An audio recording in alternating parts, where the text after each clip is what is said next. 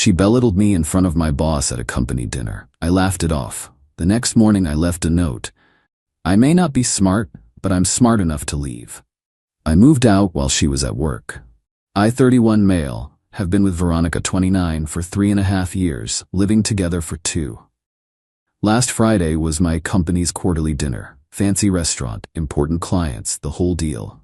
My boss specifically asked me to bring Veronica because she makes such a good impression. Should have seen that red flag waving. The evening started fine.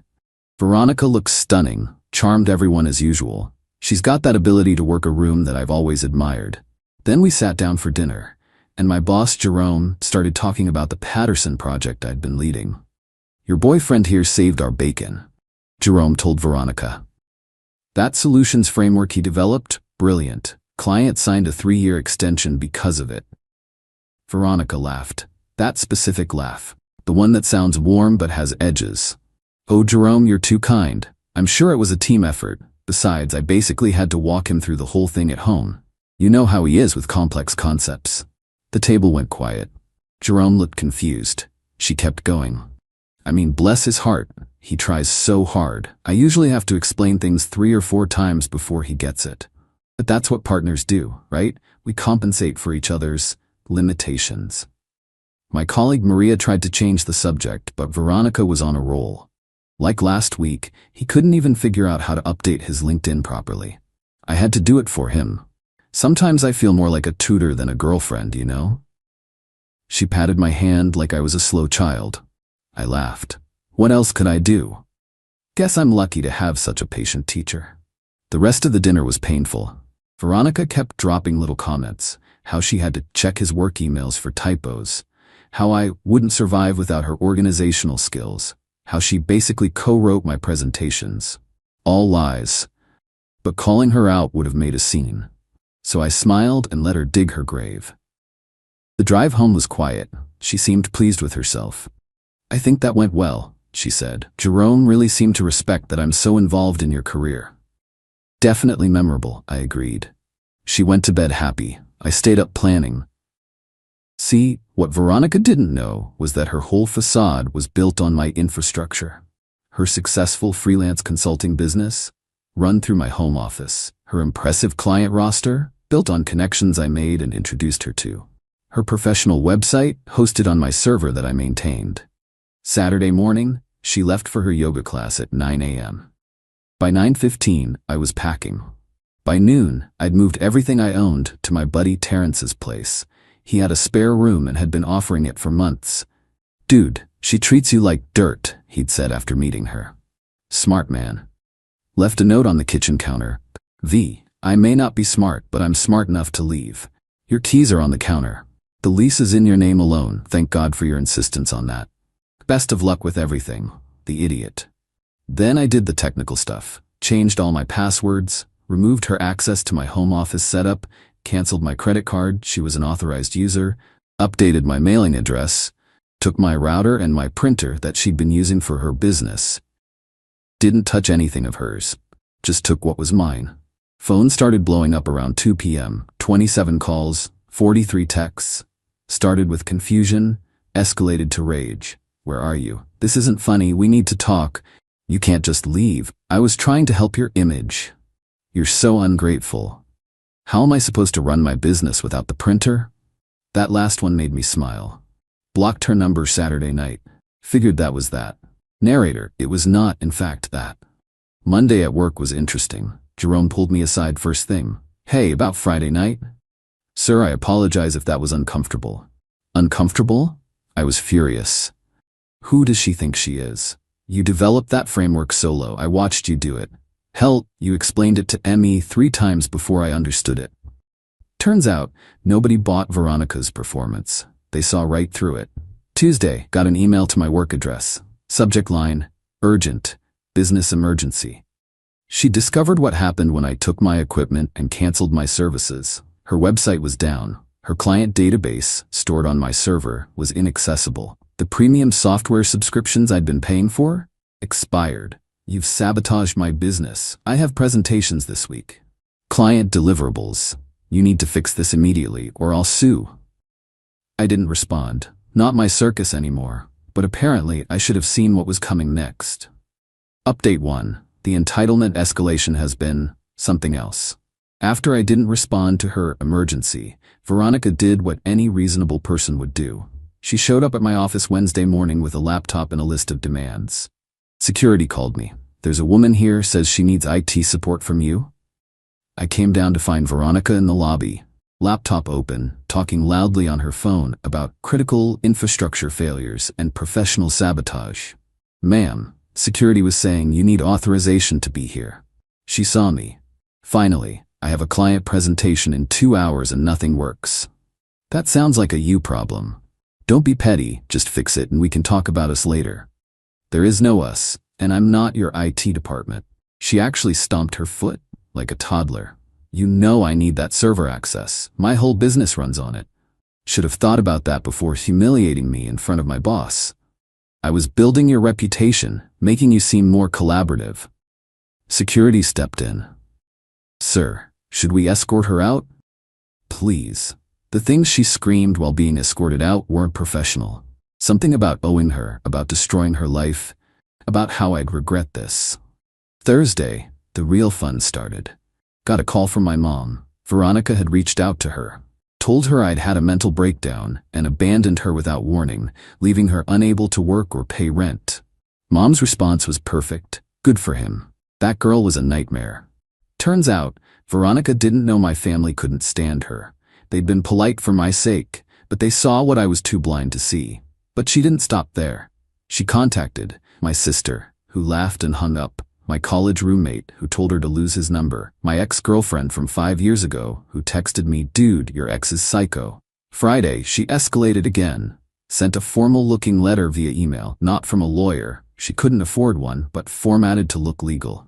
Demand for restoration of services. Listed everything she wanted. Immediate restoration of server access. Payment for lost business, $15,000. Compensation for emotional distress, $10,000. Return of shared business equipment, my printer and router. A written apology for professional sabotage. The kicker, she claimed we had a verbal contract for IT services in exchange for business mentorship. Forwarded it to my lawyer friend, Damon. He laughed for 5 minutes straight. She wants you to pay her because you stopped providing free services after she publicly humiliated you? That's bold. Weekend was quiet, too quiet. Monday morning, I understood why. She'd gone nuclear, full scorched earth. Remember those client connections I'd introduced her to? She'd emailed them all, claimed I was mentally unstable and had stolen proprietary business data. Warned them not to work with me. One of those clients, Harrison Wells, my mentor, guy who got me my current job, he forwarded me her email with one line, "This your ex?" Called him immediately. He was laughing. Kid, she sent this to 12 people. Know what they all have in common? They're your connections, not hers. She just burned every bridge you built for her. He was right. By noon, I'd gotten messages from every client she'd emailed. They were all variations of, "Is she okay? Thanks for the warning about her. We're terminating our contract with her immediately." She'd destroyed her own business, trying to destroy my reputation. But the best part came Tuesday. Remember how she insisted the apartment lease be in her name only? "I need to build my own credit," she'd said. "You understand, right, baby?" Yeah, about that. Got a text from an unknown number. Her best friend, Sienna.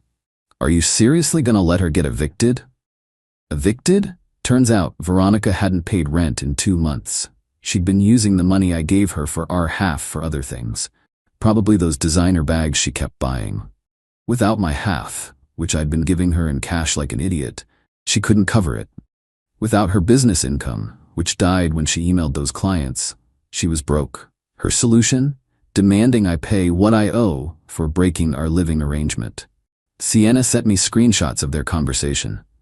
Veronica was convinced she could force me to pay because he can't just abandon shared responsibilities. Except it wasn't shared. Lease was in her name. I was never on it. I have text messages of her insisting on this arrangement. Wednesday, yesterday, got another workplace visit. Not Veronica this time, her mother, Diane. Diane's a piece of work, thinks her daughter walks on water. Marched up to reception demanding to speak to me about the situation. I agreed to meet her in the lobby. Public place, cameras everywhere. How could you do this to my daughter? Do what, exactly? Leave her homeless. Destroy her business. She's having anxiety attacks. She humiliated me in front of my boss and colleagues. I left. Everything else is consequences of her own choices. She was trying to help you. Make you seem important. By calling me stupid? She never said that. I pulled out my phone. See, one of my colleagues, Maria, had recorded part of the dinner. Not maliciously. She was getting video of Jerome's speech for the company newsletter. But she caught Veronica's performance in the background. Played it for Diane. Her face went through several stages of grief. Well, she didn't mean it like that. How else could I have to explain things 4 times before he gets it mean? Diane tried another angle. She's going to be evicted. You have to help. No, I don't. She wanted that lease in her name only. She's a strong, independent consultant who doesn't need a man, remember? Her words. But she needs you. Should have thought of that before treating me like an incompetent child in public. Diane left, but not before muttering about sensitive males and fragile egos. Last night, around 10 p.m., got one final text from that unknown number. Different one this time. Hey man, this is Jake from V's building. She gave me your number, says you have her spare key. She's locked out and the super won't help because of the eviction notice. Can you bring it by? Nice try. I never had a spare key because the lease was in her name only, remember? She wouldn't give me one. I trust you, baby. But I need my independence. Didn't respond. This morning checked LinkedIn. She'd updated her profile. Now lists herself as independent consultant, rebuilding after domestic sabotage. Domestic sabotage because I took my own router. The entitlement is staggering. She really believed she could publicly humiliate me, and I'd continue being her combination, IT department, bank, and ego booster. We'll update if more happens. But honestly, I'm just enjoying the peace. Terrence and I are having a gaming tournament this weekend. Haven't done that in 2 years because Veronica thought video games were childish. Turns out, I'm smart enough to know when I'm happy. Final update. This is probably my last update because the situation has resolved itself in the most karmic way possible. After the LinkedIn domestic sabotage nonsense, things got progressively more unhinged. Veronica created a whole narrative where she was the victim of an abusive tech bro who used financial control to destroy a woman's career. She started a blog, Surviving Economic Abuse, My Story. In it, she claimed I'd trapped her by making her business dependent on my infrastructure. I'd isolated her from professional contacts, the ones I introduced her to.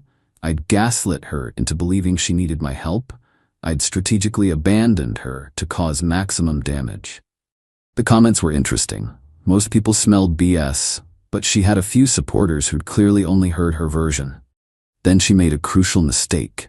She posted screenshots of our text conversations as evidence of my controlling behavior, including ones where she insisted on keeping the lease in her name only. She asked me to introduce her to my professional contacts. She demanded I pay for various software subscriptions because it's for our future. She told me not to attend certain networking events because I'd embarrass her with your social awkwardness. She thought these proved her point. Instead, they showed the truth. Harrison Wells, my mentor, saw the blog. Called me laughing. She really posted evidence against herself? That's bold. But here's where it gets good. Remember how she torpedoed her business by emailing my contacts? Well, one of them, Patricia Hendricks, is a pretty big deal in our industry. She runs a consulting firm with about 200 employees. Patricia was not amused by Veronica's email about me being mentally unstable.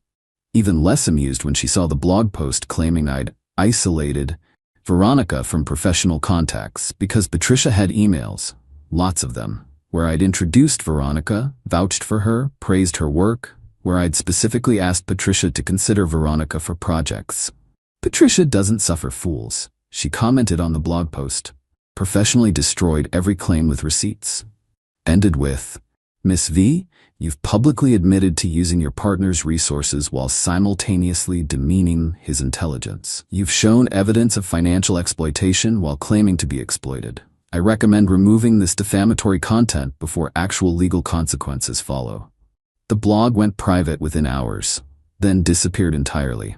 But Veronica wasn't done. She had one last play. She applied to my company for a position in my department, listed me as a reference. The ball's on this woman. HR called me, very confused. Did you actually agree to be a reference for your ex-girlfriend who tried to file a harassment complaint against you? I absolutely did not.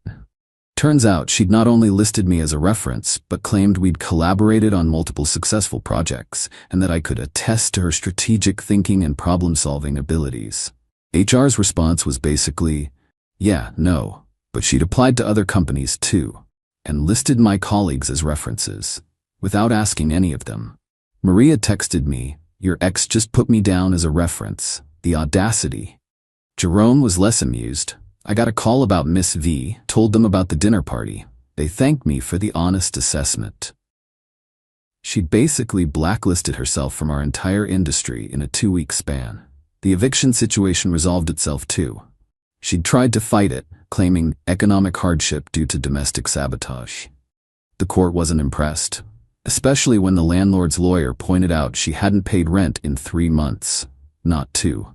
Predating our breakup, she'd been using my money for other things the whole time. Last I heard through the grapevine, she'd moved back with her parents. Put out a Facebook post about starting fresh after escaping a toxic situation and learning to trust again after financial abuse. Her mom, Diane, commented, "So proud of you for surviving." My mom saw it and commented, "Surviving what? Taking responsibility?" Diane blocked my mom. Mom thinks it's hilarious. The best part? Last week, I got a promotion. The Patterson project I'd led was such a success that they created a new position just for me. Senior Solutions Architect came with a 40% raise. Jerome made a point of announcing it at the company meeting. This promotion is entirely merit-based. No one helped him. No one held his hand. He earned this through intelligence, innovation, and hard work. Pretty sure that was a dig at Veronica's dinner party performance. So where are we now? I'm in my new office. Yes, I got an actual office. Still living with Terrence, but looking at my own place soon. The raise makes that very feasible. Veronica is living with her parents, no business, no references, and a reputation in our industry as that woman who tried to destroy her ex and destroyed herself instead. She still occasionally tries to contact me through random numbers. The last message was about how I owe her for all the emotional labor she did in our relationship. I don't respond, just screenshot and save. Damon, lawyer friend, says I have enough for a restraining order if needed, but honestly, she's not worth the paperwork. The funniest part? She's apparently telling people she escaped from me, that she's rebuilding after abuse. Meanwhile, everyone who actually knows us knows the truth. She publicly humiliated me. I left and she imploded when she realized I was the one holding her life together. The lesson? When someone shows you who they are, believe them. When Veronica called me stupid in front of my boss, she showed me exactly what she thought of me. A useful idiot, a resource to exploit. Turns out I'm smart enough to see that now. Smart enough to leave. Smart enough to let her face the consequences of her choices. And definitely smart enough to never ever date someone who thinks public humiliation is helping my image. Thanks for following this weird journey. Gonna go enjoy my new office and my drama-free life. Peace out.